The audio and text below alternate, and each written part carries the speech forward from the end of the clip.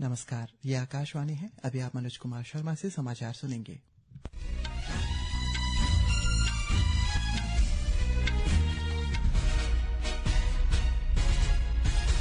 पहले मुख्य समाचार।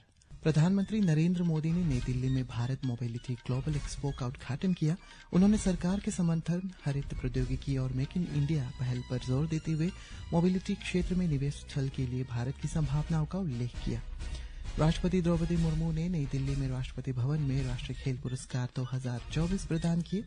विदेश मंत्री एस जयशंकर ने बेंगलुरु में नए अमेरिकी वाणिज्यिक दूतावास के उद्घाटन की सराहना करते हुए कहा, यह अमेरिका के साथ संबंधों को प्रगाढ़ करने के लिए आवश्यक। दिल्ली विधानसभा चुनाव के लिए नामांकन प्रक्रिया आज शाम समाप्त हो जाएगी और ऑस्ट्रेलियन ओपन टेनिस टूर्नामेंट में भारत के रोहन बोपन्ना तथा चीन की शुआई झांग की जोड़ी मिक्स डबल्स के दूसरे दौर में पहुंची। अब समाचार विस्तार से। प्रधानमंत्री नरेंद्र मोदी ने कहा है कि देश के लोगों की आकांक्षाओं से संचालित भारत का ऑटोमोबाइल क्षेत्र अभूतपूर्व कल्याण के दौर से गुजर रहा है। श्री मोदी ने आज नई दिल्ली के भारत मंडपम के भारत मोबिलिटी ग्लोबल एक्सपो 2025 का उद्घाटन किया। उन्होंने कहा कि देश को ऑटो उद्योग में पिछले वर्ष 12% की वार्षिक वृद्धि हुई। उन्होंने कहा है कि मेक इन इंडिया पहल की शक्ति से देश के ऑटो उद्योग की वृद्धि को समर्थन मिल रहा है। प्रधानमंत्री ने कहा है कि भारत हरित प्रौद्योगिकी, इलेक्ट्रिक वाहन, हाइड्रोजन ईंधन और जैव ईंधनों के विकास पर भी ध्यान दे रहा है।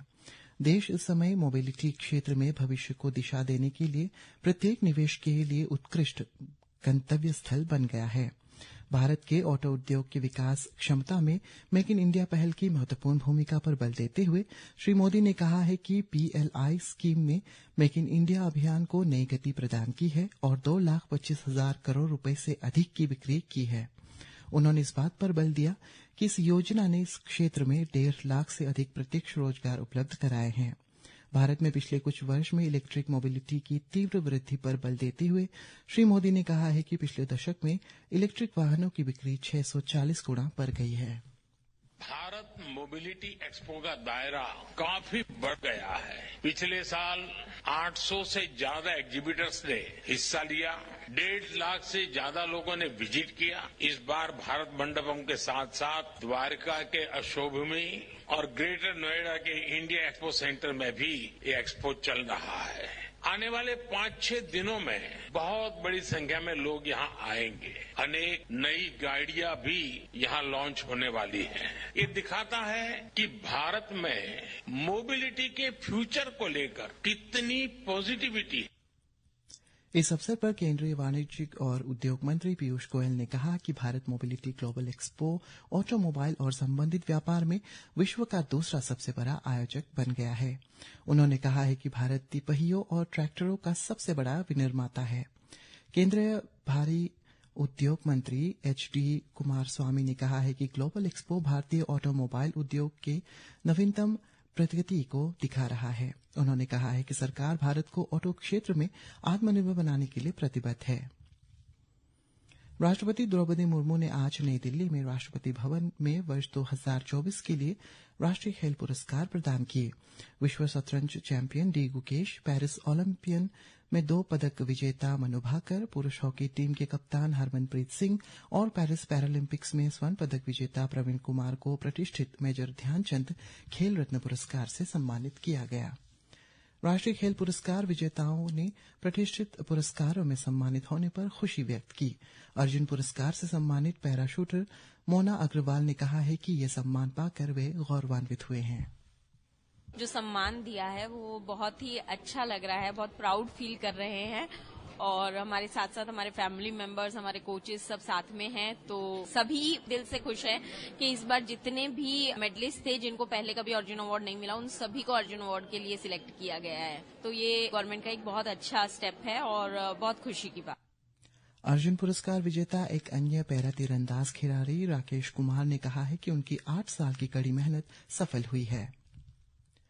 केंद्रीय गृह मंत्री अमित शाह आज मध्य प्रदेश में 3 नए आपराधिक कानूनों के क्रियान्वयन की समीक्षा की। श्री शाह ने नई दिल्ली में मध्य प्रदेश के मुख्यमंत्री मोहन यादव के नेतृत्व में एक प्रतिनिधिमंडल के साथ बैठक की। विदेश मंत्री सुब्रमण्यम जयशंकर ने कहा है कि बेंगलुरु में अमेरिका का नया वाणिज्यिक दूतावास भारत और अमेरिका के संबंधों को प्रगाढ़ करने और विस्तार के लिए आवश्यक है।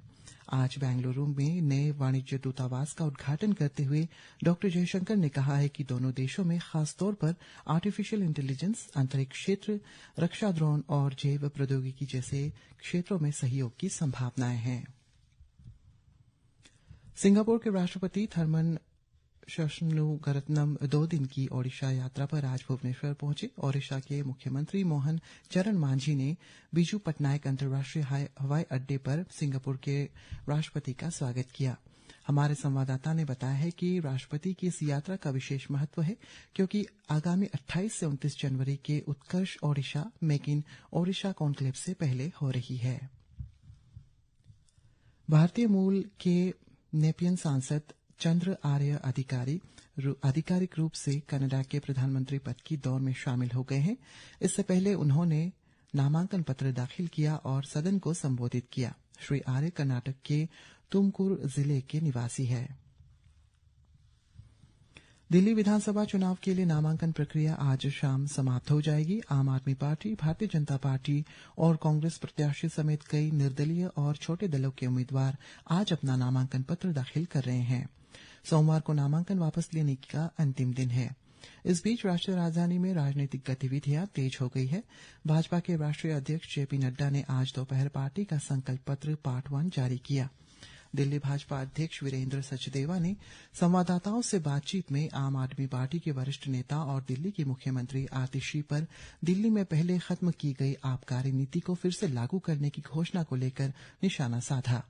इस बीच आम आदमी पार्टी के राष्ट्रीय संयोजक और दिल्ली के पूर्व मुख्यमंत्री अरविंद केजरीवाल ने संवाददाताओं से बातचीत में कहा कि दिल्ली मेट्रो में यात्रा करने में विद्यार्थियों को कई परेशानियों का सामना करना पड़ता है। कांग्रेस प्रवक्ता पवन खेड़ा ने दावा किया है कि भाजपा और आम आदमी पार्टी ने दिल्ली के लिए काम नहीं किया है। दिल्ली विधानसभा चुनाव के लिए मतदान 5 फरवरी को होगा और मतगणना 8 फरवरी को की जाएगी। झारखंड के पश्चिमी सिंहभूम जिले में सूचना और प्रसारण राज्य मंत्री डॉक्टर एल मुरुगन आकांक्षी जिला कार्यक्रम की समीक्षा कर रहे हैं। इस अवसर पर उन्होंने कहा है कि प्रधानमंत्री नरेंद्र मोदी के नेतृत्व में हमारा देश हर क्षेत्र में प्रगति कर रहा है। छत्तीसगढ़ के मुठभेड़ स्थल में सुरक्षा बलों ने 12 नक्सलियों के शव बरामद किए हैं। ये मुठभेड़ कल बीजापुर जिले के पामेड़ और बासागुड़ा क्षेत्र में हुई थी। मुठभेड़ के बाद घटनास्थल से नक्सलियों के हथियार भी बरामद किए गए हैं। मारे गए नक्सलियों की पहचान की जा रही है। मुठभेड़ में 3 सुरक्षाकर्मी भी घायल हुए और घायल जवान अब खतरे से बाहर है। सैफ अली खान पर हमले के मामले में मुंबई पुलिस ने एक शख्स को गिरफ्तार किया है। पुलिस उसे आगे की जांच के लिए बांद्रा पुलिस स्टेशन ले गई। लीलावता अस्पताल के डॉक्टरों के अनुसार उनकी हालत में सुधार हो रहा है और उन्हें गहन चिकित्सा इकाई से बाहर भेज दिया गया है। डॉक्टर नितिन डेंज ने बताया है कि सैफ अली खान अब खतरे से बाहर है। उन्हें आईसीयू से नॉर्मल वार्ड में शिफ्ट कर दिया गया है। महाराष्ट्र में पुणे नासिक राष्ट्रीय राजमार्ग पर आज एक दुर्घटना में 9 लोगों की मौत हो गई। घटना सुबह नारायण गांव के पास हुई। पुलिस के अनुसार 4 महिलाएं, 4 पुरुष और 1 छोटी बच्ची इस दुर्घटना में मारे गए। सरकार ने महाकुंभ 2025 में श्रद्धालुओं और तीर्थयात्रियों को बेहतर चिकित्सा सेवाएं प्रदान करने के लिए विशेष व्यवस्था की है। हमारे संवाददाता ने बताया है कि प्रयागराज मेला प्राधिकरण ने श्रद्धालुओं की स्वास्थ्य संबंधी जरूरतों को पूरा करने में महाकुंभ मेला क्षेत्र के परेड ग्राउंड में 100 बिस्तरों वाला केंद्रीय अस्पताल स्थापित किया है। और मेलबर्न में भारत के रोहन बोपन्ना और चीन की शुआई झांग की जोड़ी ऑस्ट्रेलियन ओपन टेनिस टूर्नामेंट के मिक्स्ड डबल्स के दूसरे दौर में पहुंच गए हैं। और अंत में मुख्य समाचार एक बार फिर। प्रधानमंत्री नरेंद्र मोदी ने नई दिल्ली में भारत मोबिलिटी ग्लोबल एक्सपो का उद्घाटन किया। उन्होंने सरकार के समन्वित हरित प्रौद्योगिकी और मेक इन इंडिया पहल पर जोर देते हुए मोबिलिटी क्षेत्र में निवेश स्थल की भारत की संभावना का उल्लेख किया। राष्ट्रपति द्रौपदी मुर्मू ने नई दिल्ली में राष्ट्रीय भवन में राष्ट्रीय खेल पुरस्कार 2024 प्रदान किया। विदेश मंत्री एस जयशंकर ने बेंगलुरु में नए अमेरिकी वाणिज्यिक दूतावास के उद्घाटन की सराहना की। दिल्ली विधानसभा चुनाव के लिए नामांकन प्रक्रिया आज शाम समाप्त हो जाएगी और ऑस्ट्रेलियन ओपन टेनिस टूर्नामेंट में भारत के रोहन बोपन्ना तथा चीन की सुआई झांग की जोड़ी मिक्स डबल्स के दूसरे दौर में पहुंच गए हैं। इसी के साथ ही समाचार बुलेटिन समाप्त हुआ। नमस्कार।